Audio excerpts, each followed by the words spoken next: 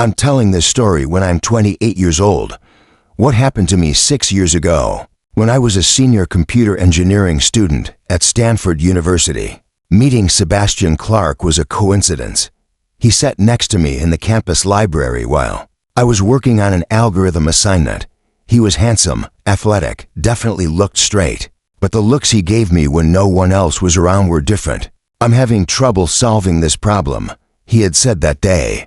"I can help," I had said. Our first meeting started with academic help, but soon we both understood our real feelings.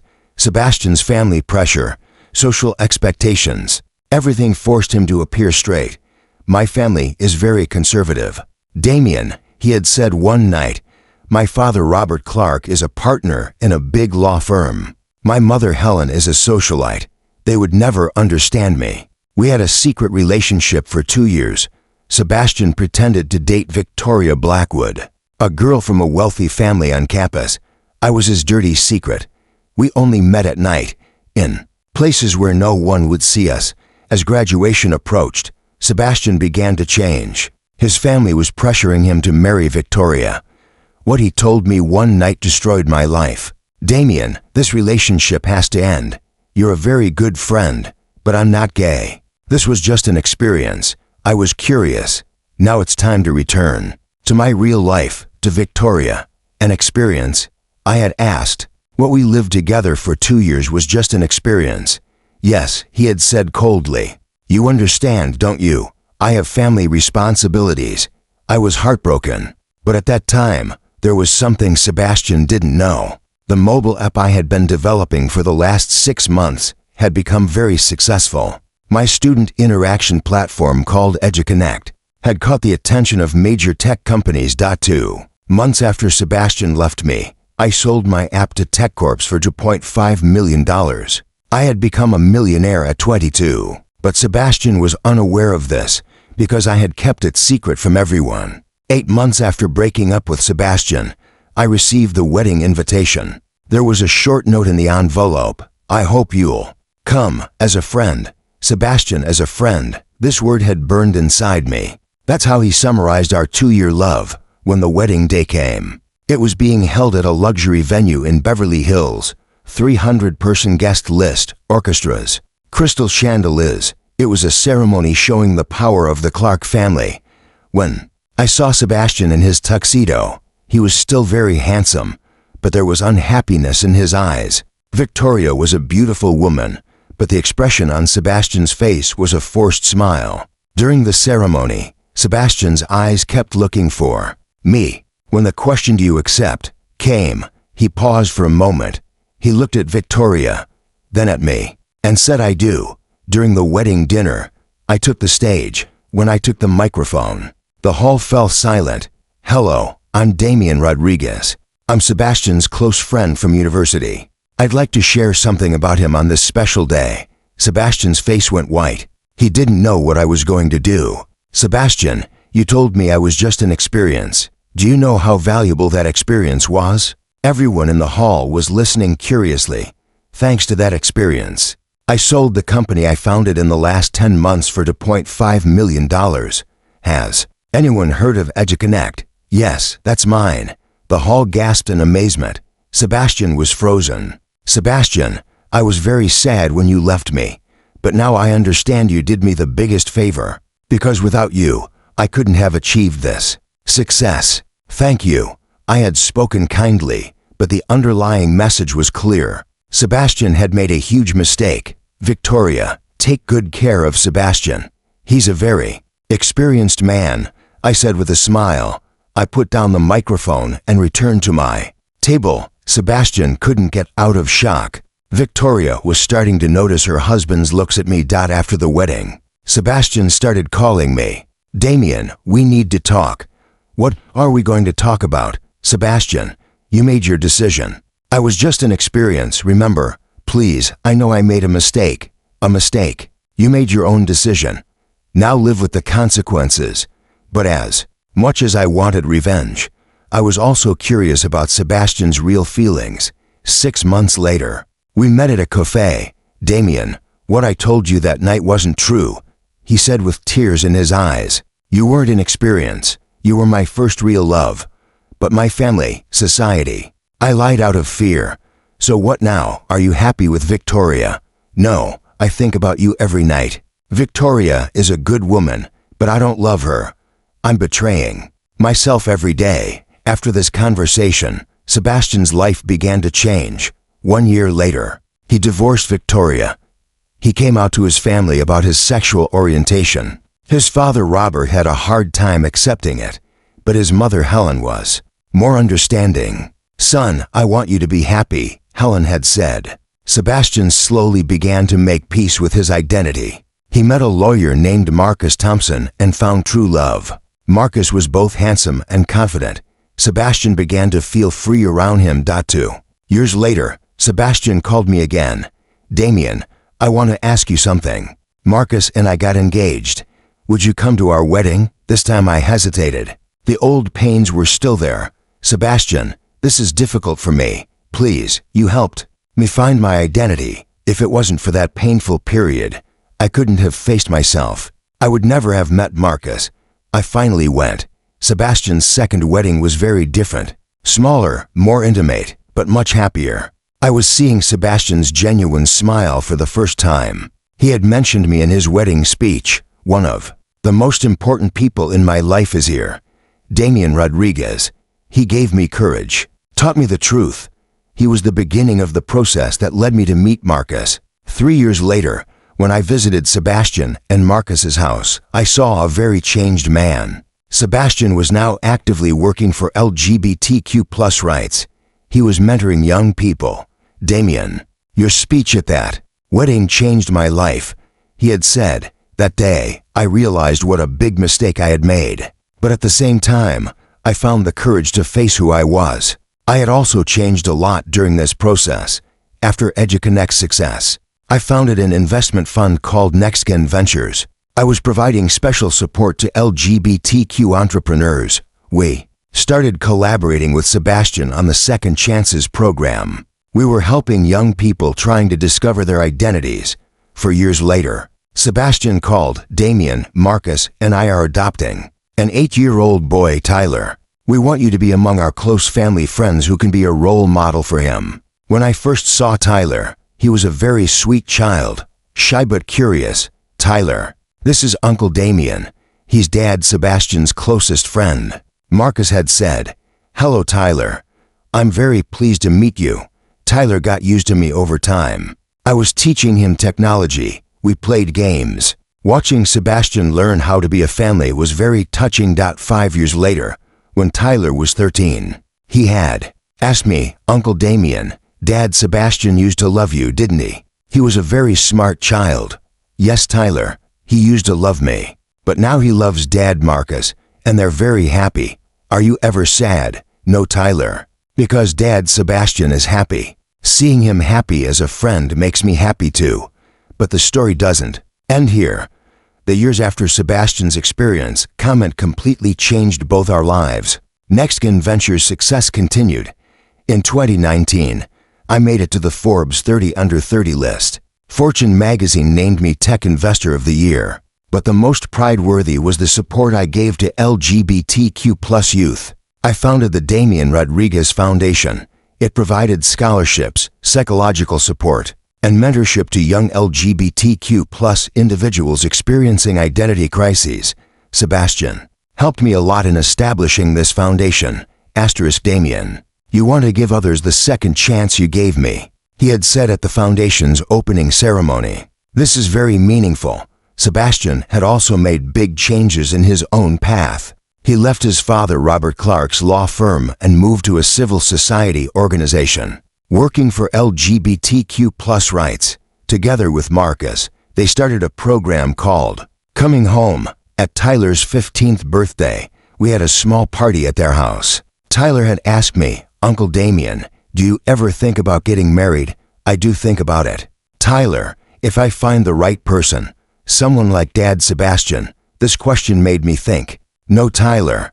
Dad Sebastian is very special, but I'm looking for someone different. Someone who loves me as I am. 6 months later, at one of the foundation's events, I met Dr. Adrian Santos. Adrian, who was a psychologist, Worked with LGBTQ plus youth. He was handsome, intelligent, and very empathetic. When Adrian and I had our first coffee, I had told him Sebastian's story. A very painful experience, Adrian had said. But it made you a very strong man. Your ability to forgive Sebastian is extraordinary. It was very difficult at first, but carrying hatred would have poisoned me too. My relationship with Adrian was very different from Sebastian's. It wasn't secret. It wasn't something to be ashamed of. Adrian introduced me to his family, and I introduced him to my friends. When Sebastian first saw Adrian, he loved him very much. Damien, Adrian is a very good person. He makes you very happy. He had said, "You deserve this." Thank you, Sebastian. You're also very happy with Marcus. Yes, and I owe this happiness to you. If you hadn't shown me the truth that wedding day, I would still be living that fake life. When Tyler turned 16, he confided something very important to me. Uncle Damien, I might be gay too. He made this confession at home when we were alone. He was very brave but also scared. Tyler, this is very normal. You're discovering your identity. You don't need to rush. What will my dad say? They'll love you no matter what, but you'll tell them when you're ready. Preparing Tyler to come out to Sebastian and Marcus became my responsibility. I guided him using the foundation's experiences. 2 months later, Tyler talked to his family. Sebastian and Marcus's reaction was perfect. Tyler, you're our son, Sebastian had said. Whoever you are, we love you. Marcus had also hugged him. Tyler, Dad Sebastian, and I try to be an example for you. You'll find your own path too. Tyler's courage affected me greatly. When I was his age, I didn't have such a support system. My relationship with Adrian progressed toward marriage after 2 years. I decided to propose, but I wanted to do it in a special way. At the foundation's 5th-year event, I proposed to Adrian. In front of 500 people. Adrian, you gave me what Sebastian couldn't. Unconditional love, acceptance, being proud. Will you marry me? Adrian had said yes with tears. Sebastian and Marcus were also applauding from the hall. Our wedding was much bigger than Sebastian and Marcus's. It was a 400-person ceremony. Sebastian was there as one of my closest friends. I had mentioned Sebastian in my wedding speech. The person who caused me the greatest pain in my life also gave me the greatest gift. Sebastian taught me to know myself. The path to meeting Adrian. Passed through the lessons Sebastian gave me. Sebastian was very emotional that day. Damien, seeing your happiness means everything to me, he had said. Tyler was 17 at our wedding and was one of our groomsmen. He looked very proud. Uncle Damien, you and Uncle Adrian show us what real love is like, he had said. 1 year after marrying Adrian, we started the adoption process. We adopted an 8-year-old girl, Emma. Emma loved Tyler very much. Brother Tyler is so cool, Emma had said. He understands having to dads like me. Tyler is now 19 and studying psychology at UCLA. His goal is to work with LGBTQ plus youth. Sebastian and Marcus are very proud. Tyler, the field you chose makes us very happy, Sebastian had said. You'll help others like Damien. Emma is now 11 and a very talented child. She's interested in technology, just like me. I'm teaching her programming. My foundation is celebrating its 10th anniversary this year. We've helped over 15,000 LGBTQ plus youth. So far, Sebastian continues to work with the Coming Home program. Last month was Sebastian's 32nd birthday. Marcus had organized a beautiful party. Tyler had come from university. Emma was also there. Damien, I owe being able to reach this age to you. Sebastian had said, that shock you gave me on the wedding day was shock therapy. Without you, I would still be living that fake life. Sebastian, you taught me a lot too. The power of forgiveness, the value of second chances. Tyler had interrupted Uncle Damien. Dad Sebastian, you two used to be boyfriends, but now you're best friends. That's so cool. Emma had also added, Brother Tyler is right. You love each other very much, but in a different way. The children's natural approach had affected us greatly for them. Our past was normal, healthy. This year I sold NextGen Ventures for $250 million. Now I'm dedicating my full time to the foundation. Adrian also closed his private clinic and is managing the foundation's psychology unit. When Tyler graduates from university, I'll offer him the youth directorship of the foundation. If he accepts, Sebastian's son will also be part of our foundation. Tyler would be perfect, says Sebastian.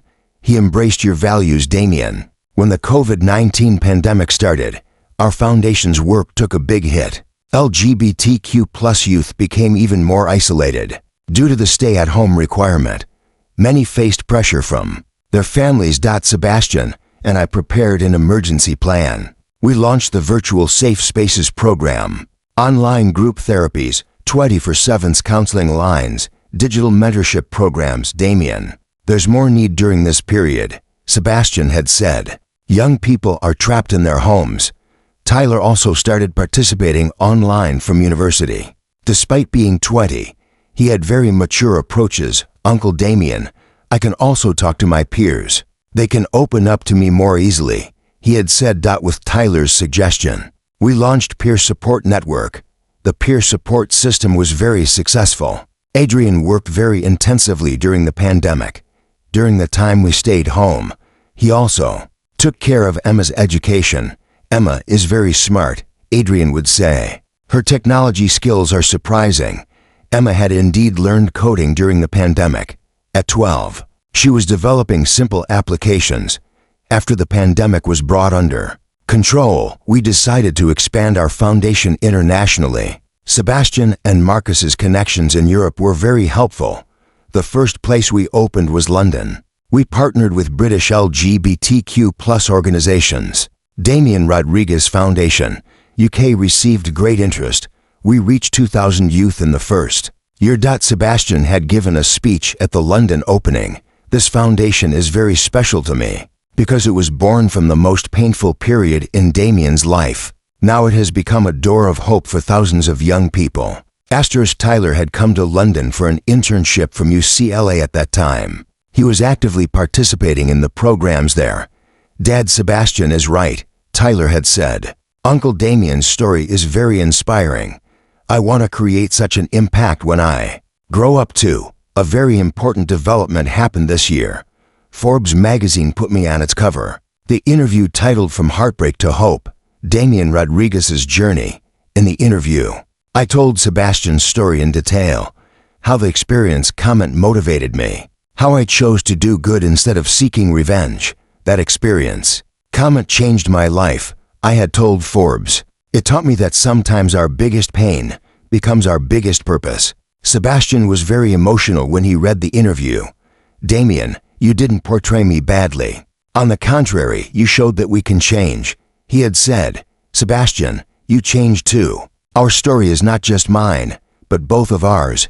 After the Forbes interview, international speaking invitations started pouring in. TED Talks, Harvard Business School, Oxford Union. My TED Talk was titled When Just an Experience Becomes a Life Mission. It got 15 million views. Tyler graduated summa cum laude from UCLA's psychology department. The whole family was at the graduation ceremony. Sebastian and Marcus were very proud. Tyler had mentioned us in his graduation speech. My dads taught me love. Uncle Damien taught me to be brave. My sister Emma taught me to be hope. After graduation, Tyler became the youth director of the foundation. His first project was the Next Generation Leaders program. Emma was 14 at that time and had developed her own application, an anonymous chat app for LGBTQ+ youth called Safe Space. Dad, Damien, I want to help young people too, Emma had said. But using technology, Emma's app received great interest. It became #1 in the LGBTQ+ category on the Apple Store. Our foundation was now operating in 25 countries.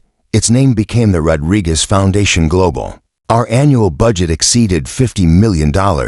We had reached over 50,000 youth. Sebastian was very happy with this success. Damien, you didn't just shock me that wedding day. You started changing the world. I received an offer to be a special advisor for LGBTQ+ rights from the United Nations. I accepted. Adrian and I moved to New York. Emma came with us too. Tyler was managing the foundation's headquarters in Los Angeles. Sebastian and Marcus also frequently came to New York. The Coming Home program was now working in 40 countries in collaboration with the UN. Emma finished high school at 16. Her IQ was 160, and she had won a full scholarship from MET.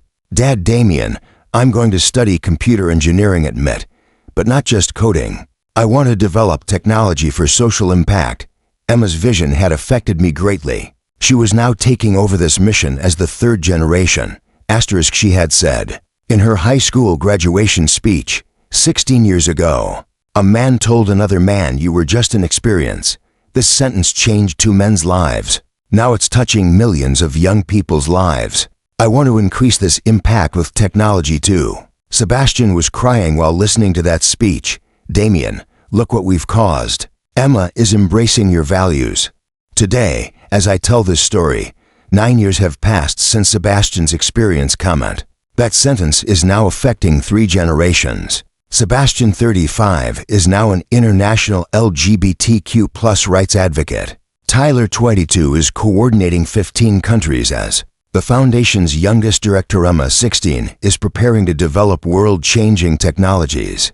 At Mitor Foundation was nominated for the Nobel Peace Prize this year. The reason, reducing LGBTQ+ youth suicide by 40% and creating awareness in 80 countries. Sebastian had called when he heard the Nobel announcement.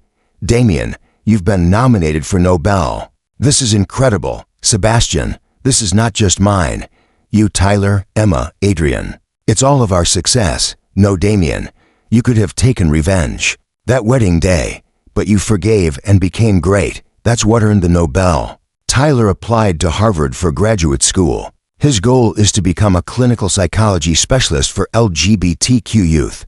After graduating from MET, Emma plans to start her own technology company instead of working at Google or Meta. Called Rodriguez Tech for Good, Sebastian and Marcus are considering adoption. Tyler and Emma have been very successful. Maybe we can give another child a chance. They say. Adrian and I are also discussing adoption. Emma is very eager. Let me have another sibling.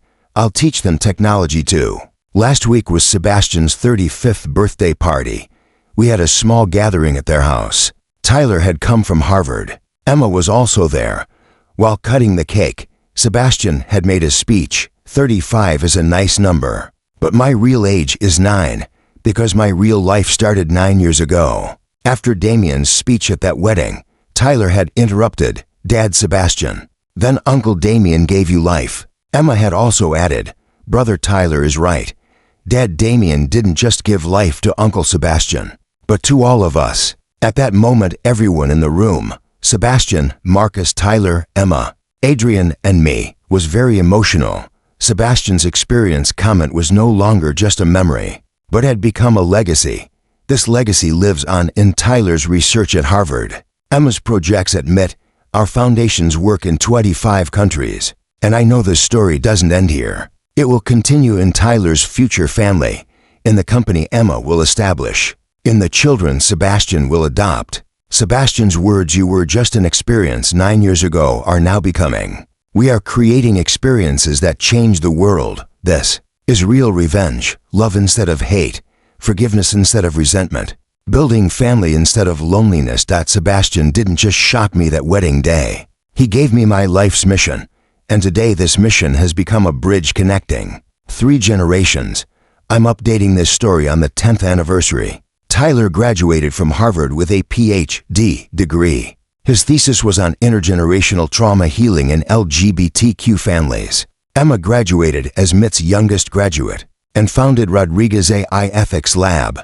Her goal is for artificial intelligence to help the LGBTQ community. Sebastian and Marcus adopted a 6-year-old girl, Sophia. Sophia loves Emma very much and is learning technology from her. Our foundation now works in 50 countries and has reached over 100,000 youth. Although we didn't win the Nobel Peace Prize, we received the UNICEF Special Goodness Award. And most importantly, on the 10th anniversary of Sebastian's experience comment, that sentence has now become our foundation's slogan. Every experience matters, every story changes lives. Sebastian was the one who suggested that slogan, and we all accepted it, Because truly every experience matters, every story changes lives. The pain Sebastian gave me has now turned into hope for millions of young people